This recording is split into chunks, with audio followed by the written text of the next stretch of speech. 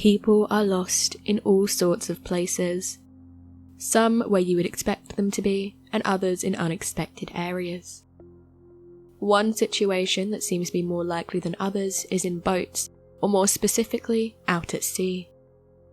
Although we associate going missing with being alone, sometimes a group of people or a family can go missing, and somehow that can make it even more frightening.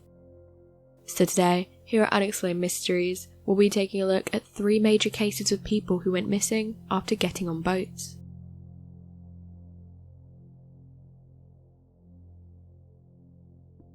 The 3 missing boaters.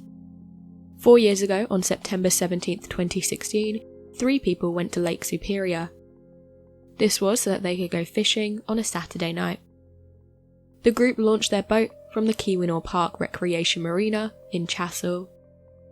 The trio, Keith Carvinen, aged 61, Steve Cartree, 43, and son Ethan, who was only 9 years old, were reported missing when they didn't return home from 5 in the afternoon, as was expected by their family and friends. Between September 20th and September 22nd, numerous officials both in the United States and Canada assisted in the search for the 3 people.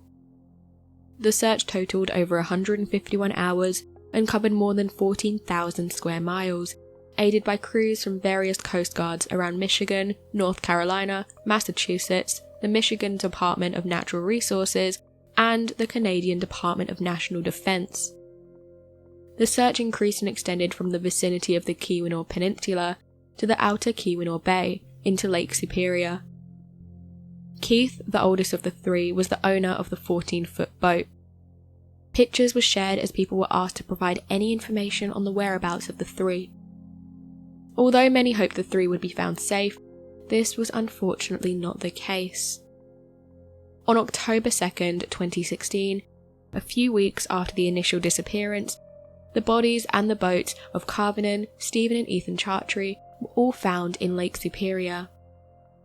The Michigan State Police reported that on Saturday, October 1st, around 12:45 p.m, the sunken boat was discovered by 2 non-profit volunteer search and rescue organisations, Bruce's Legacy and Crossman Consulting.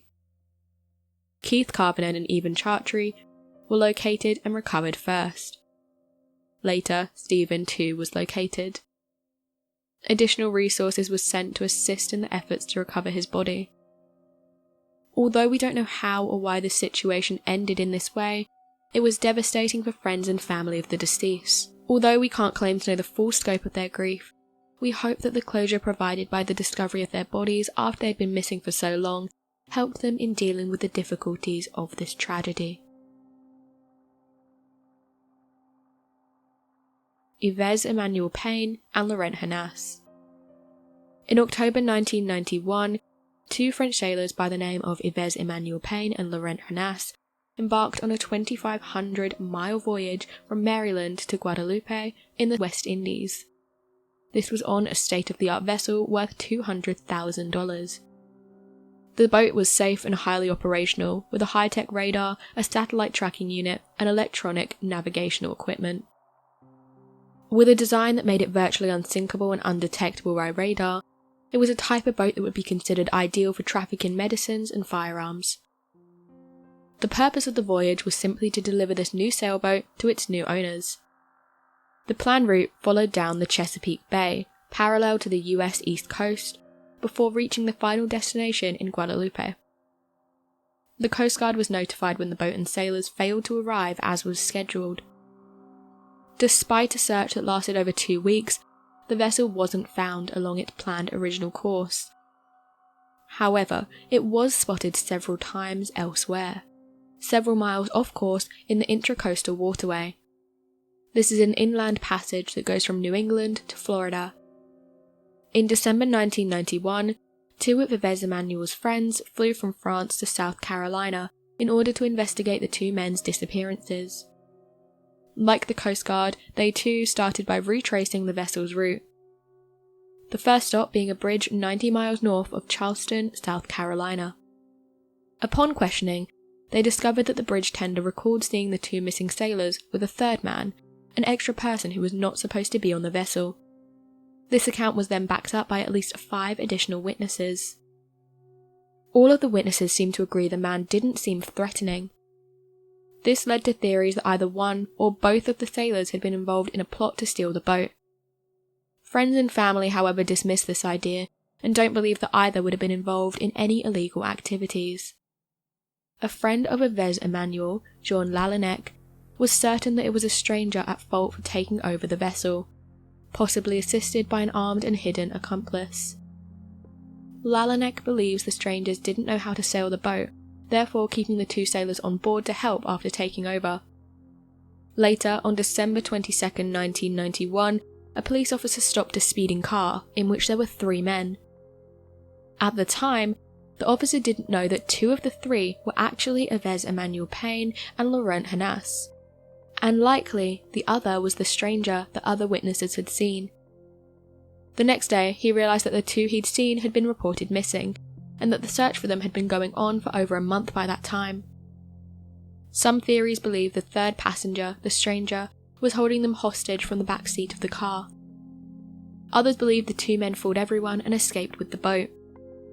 Possibly, the most startling theory of all is the French sailors unintentionally sailed into Cuban waters and were being held in a Cuban prison, but there's not enough evidence to support this. The case remains unsolved this day, and one can only hope the 2 are still alive and okay. The Sarah Jo. The Sarah Jo was the name of a 17-foot Boston whaler boat. It was sailed by 5 men. 38-year-old Benjamin Kalama, 27-year-old Ralph Meliakini, 27-year-old Scott Moorman, 26-year-old Patrick Wosner, and 31-year-old Peter Hanchett. The crew had been friends for several years. Between the 5 of them, they had over 50 years of seagoing experience. On February 11, 1979, the crew left the harbour in Hawaii. The water seemed calm around the time that they left at 10 AM, and it was a nice, clear day. However, 5 hours later, a sudden wind swept in from the mountains, a clear warning that a terrible storm was about to strike. The changing of the wind direction worried Peter Hanchett's father, John. Along with several others, he went to the shoreline to try and spot the boat and help wave the fishermen into shore. The men, however, weren't there. The storm arrived at sea along with strong winds and crashing waves, which were concerning signs for friends and family of the crew. John Hanchett decided to sail into the middle of the storm in search for the boat. He found nothing after a search that lasted several hours. John Hanchett returned the next day with marine biologist John Norton, but again there were no traces of the Sarah Jo boat and crew. On the 3rd day, the Coast Guard got involved, conducting the search by helicopter and ship. The search continued to expand as the days went on, with no trace of the men and their boat. This was until 5 days later, when it was officially suspended. A total of 73,000 miles had been investigated with no findings. Even the residents of the local area started to help out, searching nearby beaches and shores and looking for wreckage of the Sarah Jo. However, eventually, they too gave up. It seemed there was nothing left to find and expect with this case. That was until September 9th, 1988. Near a deserted atoll, John Norton spotted a small boat that had apparently washed up ashore. He and his crew landed to examine the wreckage, and found some of the registration numbers on its side. It indicated that it had been registered in the Hawaiian Islands. After recording the numbers on the boat, he and his crew left the site. The Coast Guard ran a check on the numbers and determined that it was indeed the Sarah Jo. After identifying the wreckage, a nearby graveyard was excavated in search for the bodies or skeletons of the missing men. One partial skeleton was found, and dental records confirmed the remains to belong to one of the 5, Scott Moorman. Although this might have been to be expected, the next discovery was not. A stack of unbound papers, which had apparently been buried deliberately. The pages were separated by slips of tinfoil. The Coast Guard was unable to determine who placed them there or for what reason. Experts believe the Sarah Jo likely drifted the 2,000 miles to the Marshall Islands, a voyage that would have taken around 3 months. There are still many questions regarding this case, and so many years later, it's still unsolved. The bodies of the other 4 men were never found, and we'll probably never know what actually happened. Despite this, people haven't forgotten and keep their fond memories alive, even many years later. So what do you make of these 3 boat mysteries? Be sure to let us know your thoughts in the comment section below and help us by growing this community whilst working to solve these unexplained mysteries. Thank you for watching, and don't forget to subscribe for more videos.